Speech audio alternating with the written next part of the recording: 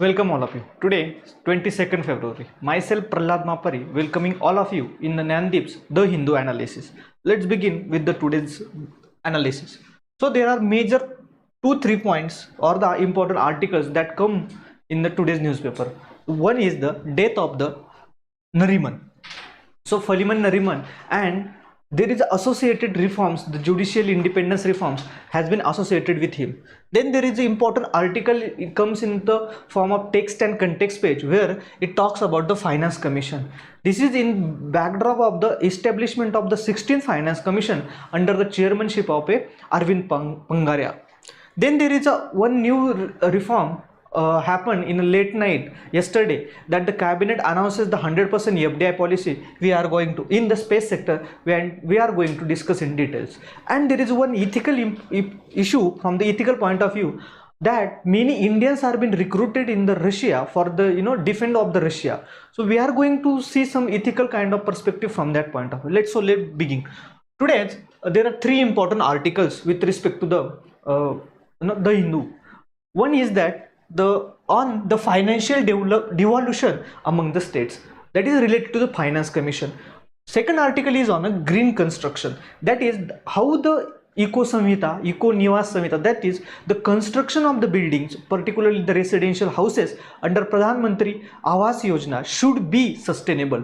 We are talking about it. Then there is a third article on gender justice at workplace, which we already covered in the last 2-3 days, because there is some Supreme Court's pronouncements coming in that respect, that on the basis of the marriage, the industrial sector or private sector should not discontinue or discourage the women's, that particular context, which we have already discussed. This has been repeated again.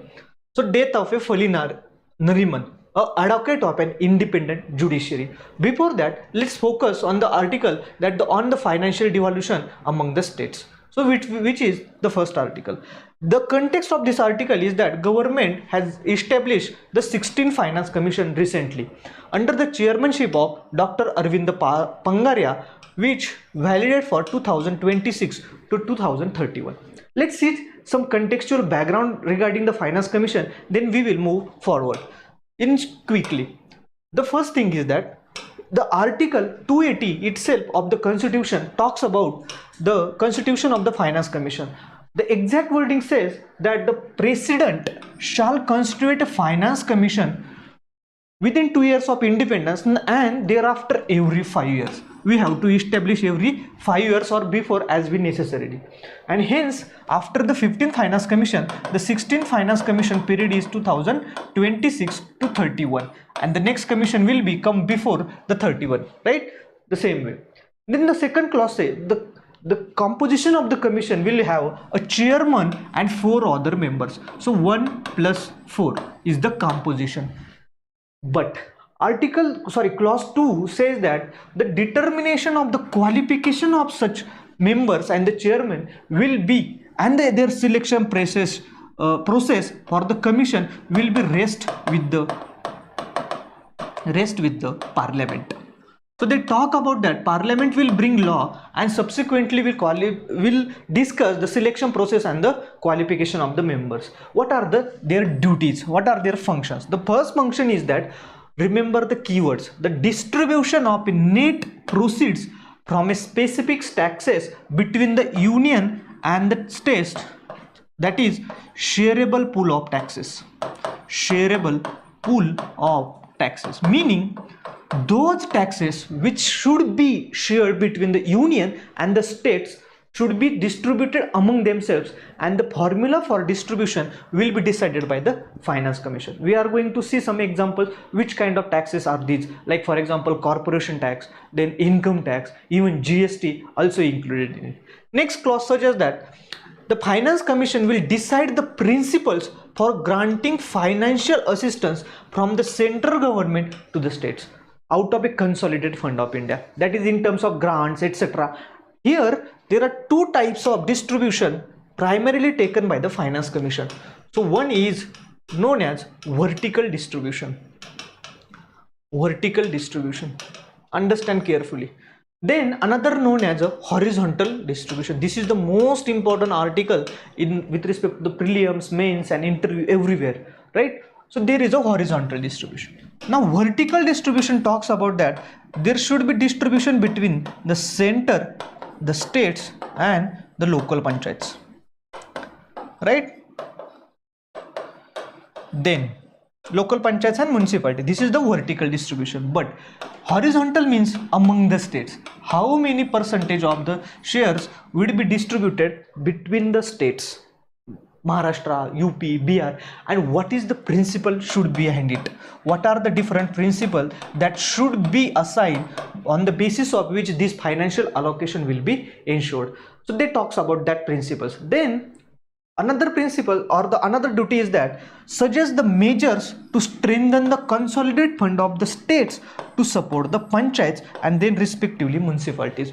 So we have to augment the consolidated fund of the state so that they can support to the and give funding to the local panchayats and the municipalities. These are also suggested by the Finance Commission. And the last one says that advise the president for any other financial matter deems so, meaning whatever the other financial matter that president want Finance Commission to advise him on that subject, he will assign that subjects in the term of reference itself. For example, many times the GST compensation fund or disaster fund. So how the disaster fund should be distributed, that also decided many times, but on the basis that the president will ask for such advice while constituting the Finance Commission. Now come to the important point, that is today's article, what it talks about. Let's say recently various opposition rules. Now there is a one contentious issue, that is the many southern states particularly and the developed states are starting raising debates or issues that they are not getting enough money from the Finance Commission. And what are these arguments we have to see. Article 270 of the Constitution provides for the scheme of the distribution of a net tax proceeds collected by the union government between center and the state. So what happened actually? There are some provisions in which these different types of different types of taxes has been shared among between the states and the center. What are these? For example, let's say corporation tax, and then there is a income tax, and then there is a GST. But now center has to collect all these taxes and share it with the states. Now according to the 15 Finance Commission, the 41% of the center share, 15 Finance Commission, the 41% should be go to the states, 41%. But what actually happens, the many times center imposes cess and surcharges.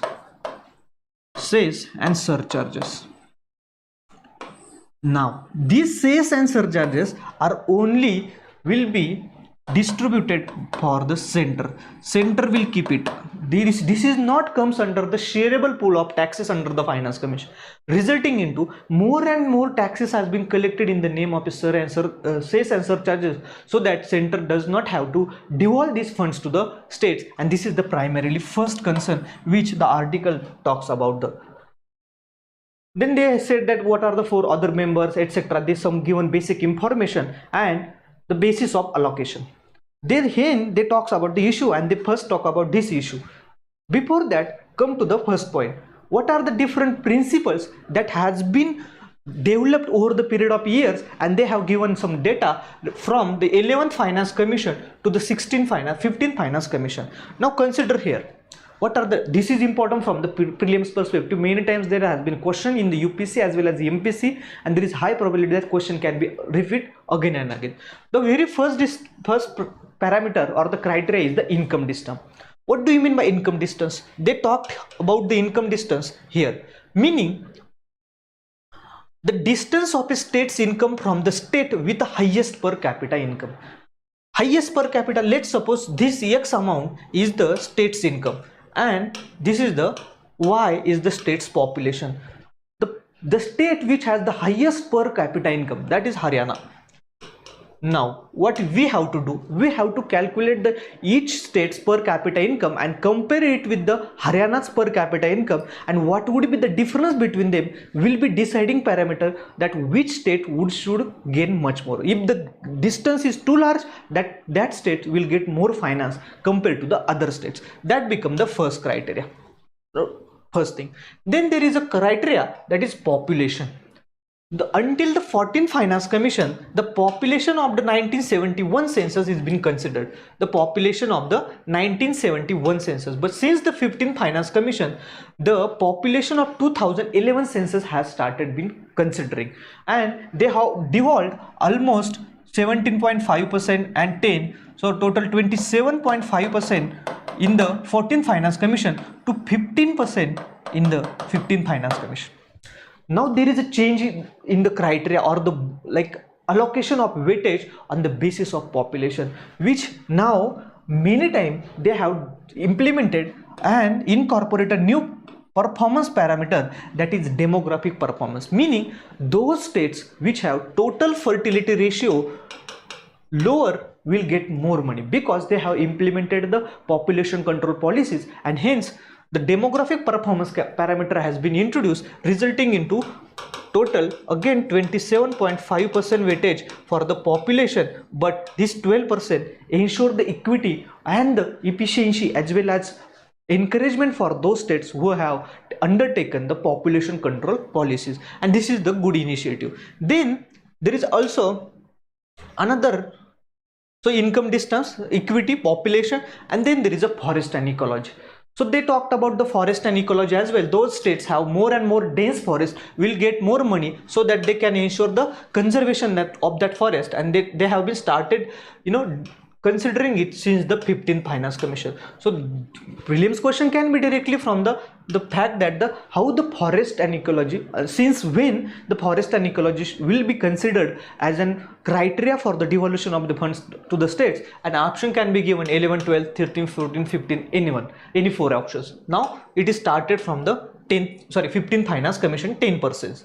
Okay. Then they are also started the fiscal discipline should be granted, like rather than considering the fiscal discipline, they have started incentivizing the tax efforts has been taken. That is how the states have taken the efforts or the made efforts to collect maximum taxes, so that those states which are collecting the maximum taxes will get benefited, and this is again incentivizing for the developed states, and all these things have been explained here in a better way. Tax effort has been started rewarding. Now what are the issues? The first issue they talk about is that the constitutional scheme has always favored a strong center in legislature, administrative and financial sector. Now you have to understand this. Our constitution has made a strong center in terms of first legislature, because parliament has more power. Entire union list is legislature, entire union list is under the parliament.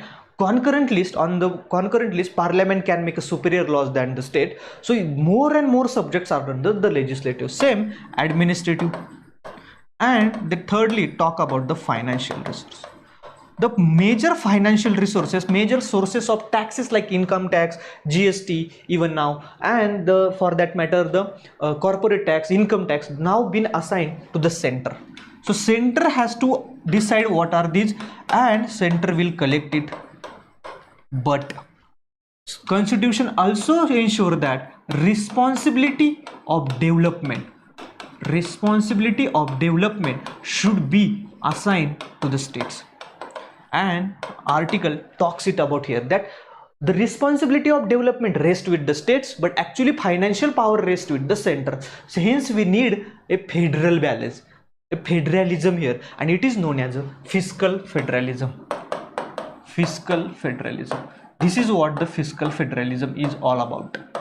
That is allocation of financial resources among the center and states, so that the constitutional duties and the powers given to them or the both has been ensured successfully. Meaning, but what is the actual condition and what is the issue here? Issue here is that center allocates the states under finance commission around 41% of their finances, but more than 60% of the development duties and the expenditure related work has to perform by the states. And here comes the inequity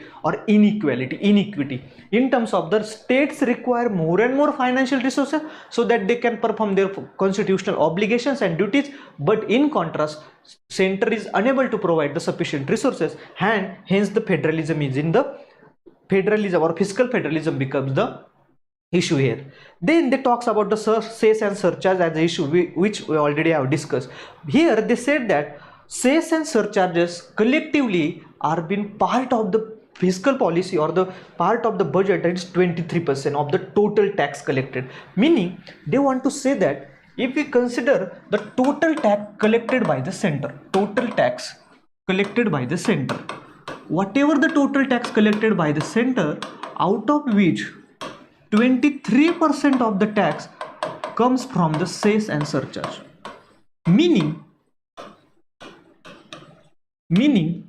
out of the total tax 23% if the comes from the 70 and 77, meaning only 77% of the center's tax is will be share, and out of this 77% only 41% will be goes to the states. Meaning if we consider the total tax collected by the center, only 32% of the tax is actually been devolved to the states and not a 41%, because this 20% tax come from the cess and surcharge is been not considered as a shareable pool of taxes. Hence the only 32% in actual terms out of the total tax collected by the center is been given to the states, and here the concern. So the states has been demanding that the more devolution of funds should be ensured, and the solution to is which is reduce the cess and surcharge, which is we going to discuss in the next page. Then they talks about another issue that repayment of, then they talks about the another issue that GST compensation payment. Also many states has been burdened, or actually to lower their burden, the state government to lower the burden of the loans or the fiscal deficit, the center has given the GST compensation fund, establishes GST compensation fund so that they can fund the resources for the development of the states. But actually they has been delayed. Many centrally sponsored scheme in this area, the states are getting the resources but they are not getting the autonomy or power to define the ways they want to spend it on. Then there is another problem that each state gets back for every rupee they contribute to the central tax so steep variation, meaning how much amount I have been contributing to it, in contrast what is the amount that I am getting from it. There is a stark difference between them, particularly with respect to the industrially and developed states like Maharashtra, Gujarat or southern states. They are contributing more and more fund to the national development, but in return they are getting nothing. In return the UP and BR are getting more and more funds, and hence there is a started the concerns regarding it. Maybe it is due to the destination based tax, or maybe due to the many finance or the economic centers has been associated in these states, etc. Then they have suggested some reform that states generate the more revenue, so they should get the more devolution of the funds. Responsibility of all states to contribute towards the more equitable development. Then there talks about the maintaining the equity and the federalism. Two principles they talk primarily about, that we need to maintain a financial equality and fiscal federalism, and hence the way forward they suggest that we should reduce the cess and surcharges, we should distribute the GST compensation as it is. In the subsequently we should eliminate altogether it. Then we need to devolve more and more funds to the states. Uphold the principle of a fiscal federalism by developing adequate resources to the local bodies, and they also talk about that the more and more fund will be devolved to the state. State should also feel the responsibility that they should also devolve more fund to the panchayat. That will ensure the local development, rural development, urban development, and hence the fiscal federalism will be ensured. Very important article. Read it thoroughly, make a note of it. Let's move on to the another article. It has taken some time, but it is important from the perspective of prelims, mains, everything. You have to thoroughly consider this chart and make a note out of it. Then another article, that is Fali Narayan has been died yesterday, and they are he's been associated with many important cases. That cases become the most important for our prelims perspective as well as main perspective. Their one statement they have made in the media that itself define their life. They said that only client that I most valued is the independence of judiciary. त्यांचं असं म्हणणं होतं की त्यांचा एकमेव client म्हणजे ग्राहक जो त्यांच्याकडे आलेला आहे लिगल हेल्पसाठी तो आहे independence of judiciary. That's how they are passionate about the independence of judiciary and hence they are been associated with the 3 important cases which are related to the independence of judiciary. That is the appointment of judges cases, that is first judge case. They are not been associated with first judge but more of a second judge case, third judge case, fourth judge case, that is NJAC case also. So I have listed out you for here second judge case, third judge case, NJAC case, Golaknath case. They are also been associated with the Golaknath case, the Union Carbide case. The Union Carbide case means it is related to the Bhopal gas tragedy. Bhopal gas tragedy, very important article. Then there are TMA Pai Foundation case. Then there is a Nabam Ribia case. This case is also very important from the perspective of the polity, which talks about the Arunachal Pradesh political crisis. How the deputy speaker is being sued with respect to the House Speaker and the governor. The conflict started because governor has this initiated the summit, like summon the Vidhan Sabha, right? So summon the state legislature without the recommendation of the cabinet and the CM, and this became the constitutional and political crisis where the Nariman has played important role in dealing with that case. Then Kaveri water dispute, he is been representative, legal representative of Karnataka, and how this changed the perspective of the like water dispute tribunals, or the for that matter the interstate river water disputes. So this has changed the perspective. So this case is also important. This case is also most important. The Union Carbide case, this case actually changed the definition of the one article 142, which we are going to discuss in a detailed way in a separate video. We will going to discuss all these things in a detailed way in a separate video. Just bear with me. Okay, next. Now there is a government approves 100% FDI in a space sector. Yesterday cabinet has approved this policy. We are going to discuss in a detailed way. Be careful, even though the heading says that 100% FDI in space sector, not each and every part of the space sector is been guaranteed 100. We are going to discuss in a detailed way. Let's see. First thing, approval for the amendments. First, government has amended the foreign direct investment policy, under which, particularly for the space sector, under which in the FDI rules we know that there are 2 types of, one is automatic rule, automatic approval, and another is approved routes, that is approval with central government.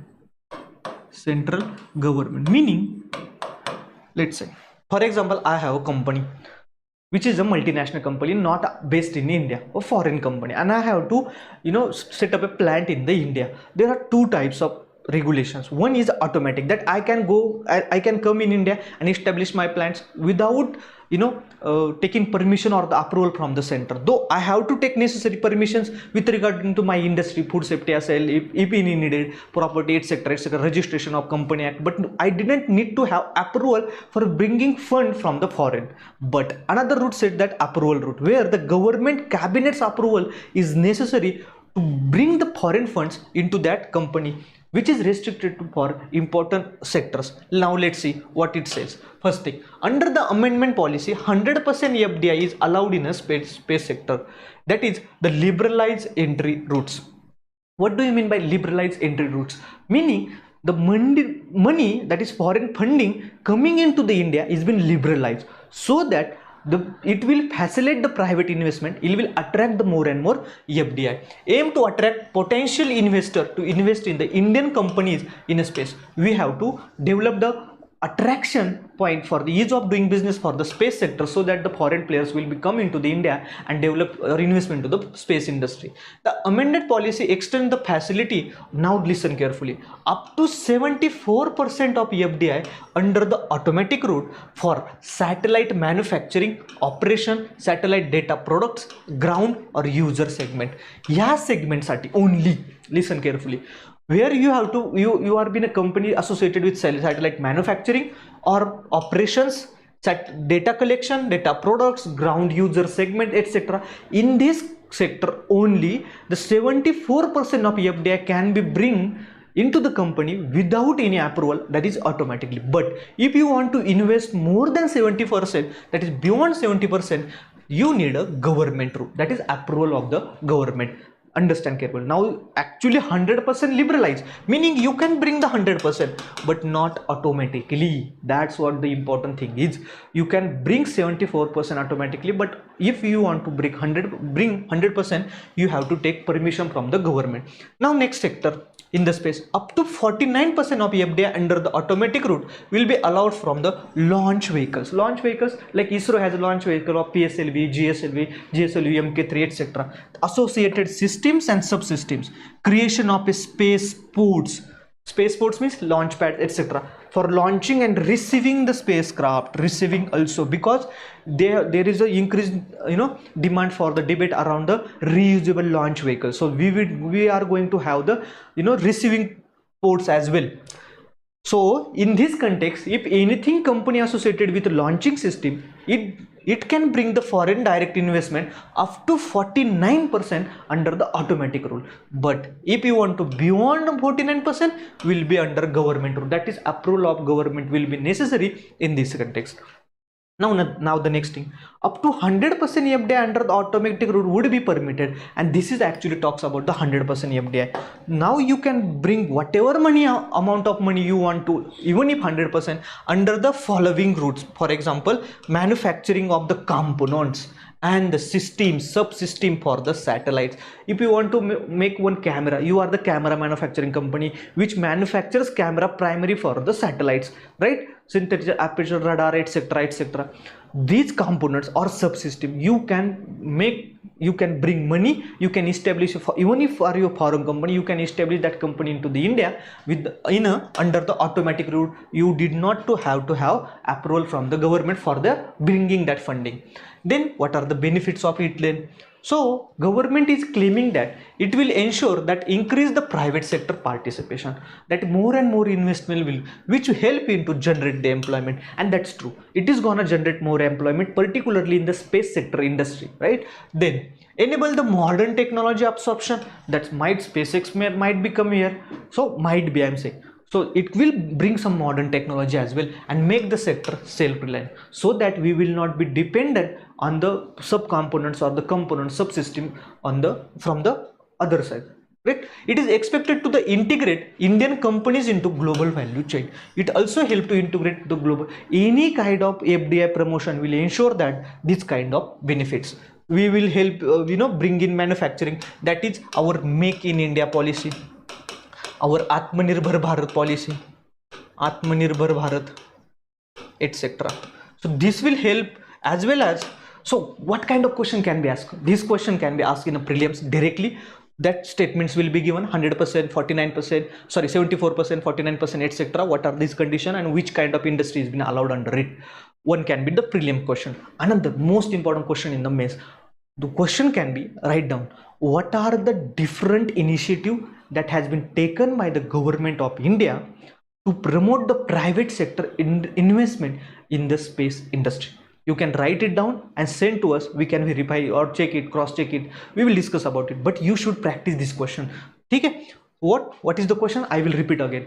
What are the different initiatives that have been taken by the government of India to incentivize the private sector investment or the involvement into the space sector, including that of privatization of a space sector or the ISRO or the space department within the government of India. So government of India space department आहे किंवा जे इस्रो आहे त्याच्यामध्ये पण privatisation आणण्यासाठी काय प्रयत्न चालवलेले, that could be the question. Now next, illegal lending apps on the FSA bit. What happens actually, there are many increased number of the apps that are being coming which have been not authorized by the RBI. They are lending the customers privately and at an exorbitant high rate of interest, resulting into the exploitation of the customers. Hence the fiscal stability and development commission of India has been taken note of it.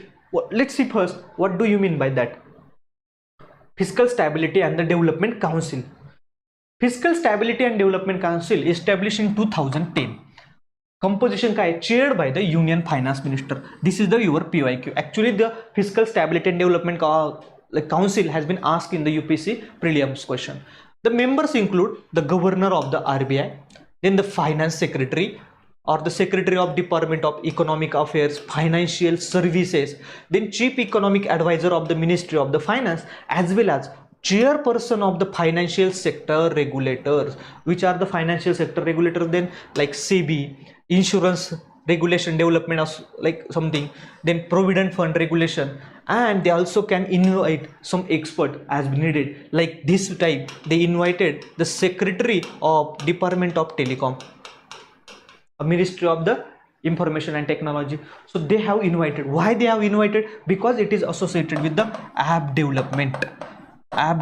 These are loans, fraud loans app, right? So they have been what are the objective? First, their objective is a financial stability, to maintain the financial stability in India, so that the financial crisis will not become. They continue to meet and ensure that the financial stability will be remain in India. Then financial sector development, inter-regulatory coordination, meaning they should have coordination between the different departments which are associated with the financial regulation or financial stability and development, etc. Meaning, for example, RBI, Ministry of Economics, Chief Economic Advisor Office, SEBI, IRDA, Telecom, etc. Improve the financial literacy. This is also target, and this is the question. What are the different aims? Now, this is the strange aim, improve the financial literacy, because all these are associated with the more of a regulation part, but this is a more of a development part. So financial development part, that is financial inclusion and the financial literacy. This you should remember like by heart. You need to have this, because many times what happens, we start thinking about the logic, and logic says that these are the regulatory mechanism, all the participants are more of a regulatory concern, so they need not to worry about the financial inclusion. But you need to understand that the ministry is also involved, and ministry is tasked with the development as well. Monitor the macro prudential supervision and address the issue related to this. Now what happened actually this time, recent initiative. So 20th meeting of the Fiscal Stability or Financial Stability and Development Council held yesterday, discussing on different things. Like first thing, implementation of the FSDC and union budget announcement. So first thing, their target was the implementation of the what are the different announcements made in the budget. Then prescribing the uniform KYC norms. KYC means know your customers norm.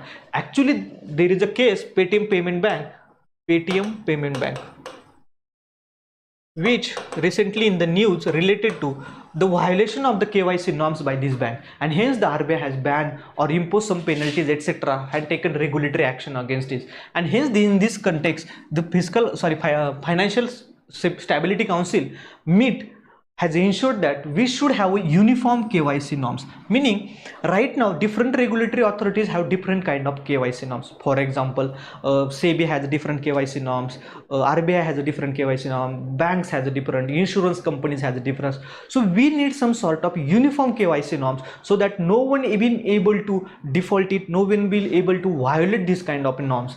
So they want to develop a uniform KYC norms. Then strengthening the inter-regulatory coordination, which is the main purpose, that develop a coordination between these different regulatory bodies associated with the financial development. We have to ensure that inter-regulatory coordination. Then continued vigilance against the emerging financial stability risks. With the increase in the role of technology, there is an increase in the financial stability risk has been increasing, and these lending apps which are giving loans to you has been posing a serious threat to the financial stability of the India. Because if they started giving informal loans, the relevance of the banking system will be go down, and hence the stability risk will come arises. Again the exploitation of the people started, and hence see, banking sector is not about giving the loans only to the loans.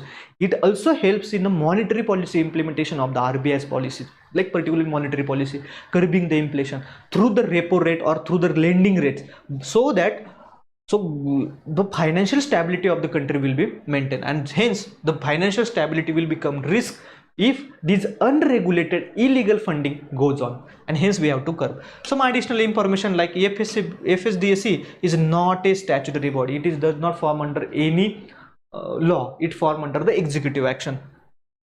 And but the members has a significant weight to carry, like chairman of the all the financial regulatory authorities, including the finance minister and the secretaries. So it has some weightage in terms of implementation. Then there is a India US Defense Acceleration Ecosystem 2023 meeting has been happened with context to 2014 this year. So what do you mean by the India's X? Indus X, it is a joint initiative between the Innovation for Defense Excellence, IDX, Innovation for Defense Excellence, under the Department of Defense Production, Ministry of Defense. Ministry of Defense, oh, this can be prelims question. IDX कोणाच्या under आहे? Simple, Department of Defense Production, Ministry of Defense, India, and the Department of Defense, US. So it is a joint or collaborative effort between the India and the US, which is started recently in 2023 when our Prime Minister Modi ji goes on to the state visit to the US and sign a technological cooperation. See, we have to understand here carefully how the India-US relationship is evolving. That could be the kind of question we are expecting in the higher. If we see analysis carefully, it started with some form of a political friendship first. Like both are saying that Atal Bihari Vajpayee said that the US is our natural ally, right? So आपला natural friend आहे, so नैसर्गिक मित्र आहे आपलं. So तिथून सुरुवात झाली.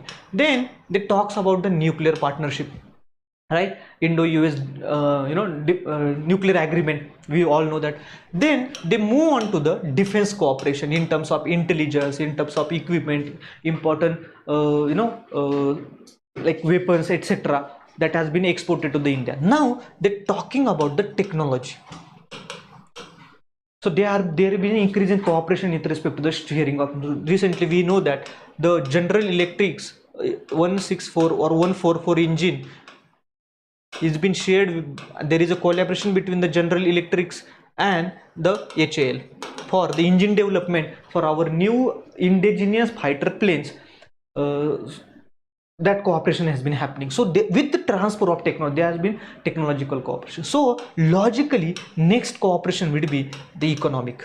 So we are waiting for the economic cooperation, that is any form of trade act. There is also talks going on related to the mini trade pact, but they has been stalled because of difference of opinions, etc. Some issues have been in there, but there is chances of their economic cooperation will be the next year. So that with this defense cooperation include all the 4 major agreements, BECA, etc., that happened between the India and US, that are similar to the US's any other ally like Japan, Australia, South Korea, for that matter even the NATO.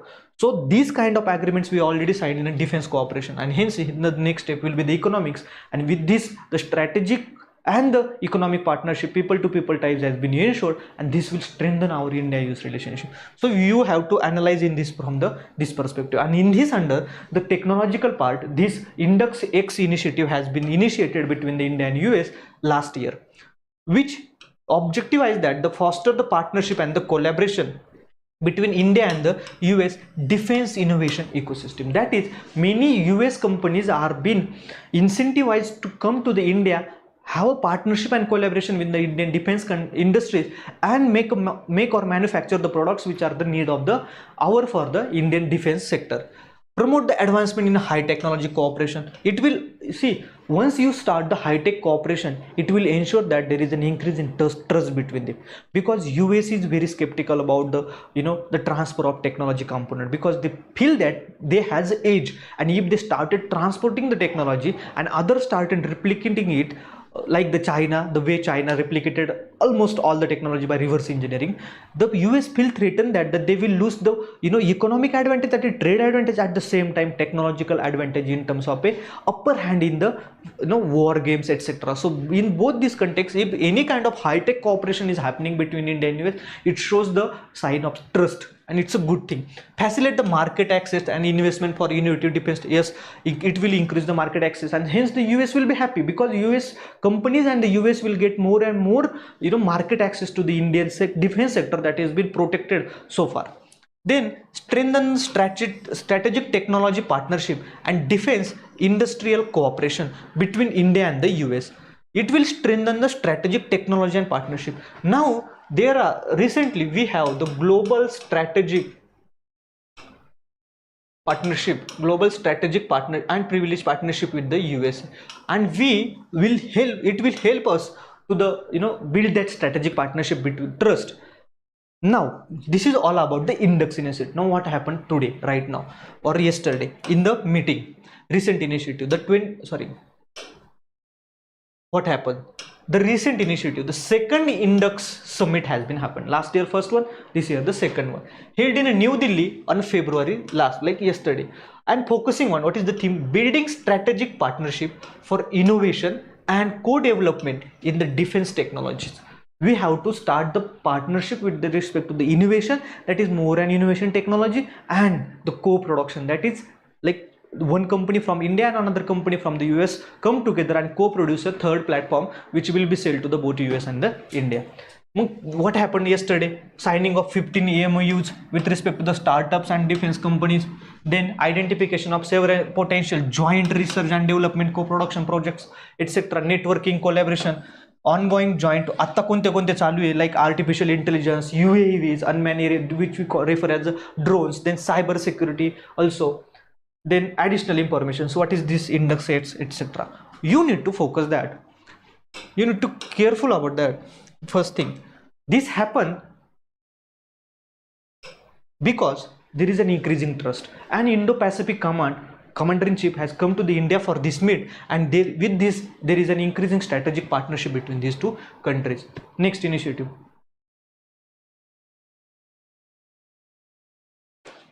So next initiatives. Yesterday the Raisina dialogue has been initiated. Raisina dialogue.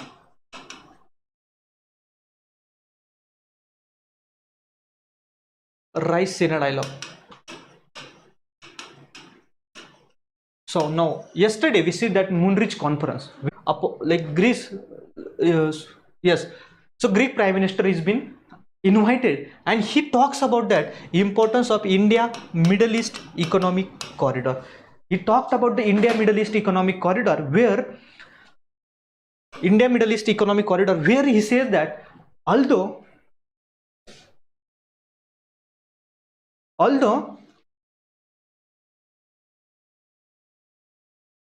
there is an ongoing conflict between in the Gaza, although there is an ongoing conflict in the Gaza, that is Israeli, we still need to pursue the India Middle East corridor, because we should not stop, because it has high potential benefits. If you study that, in India in the G20 has started,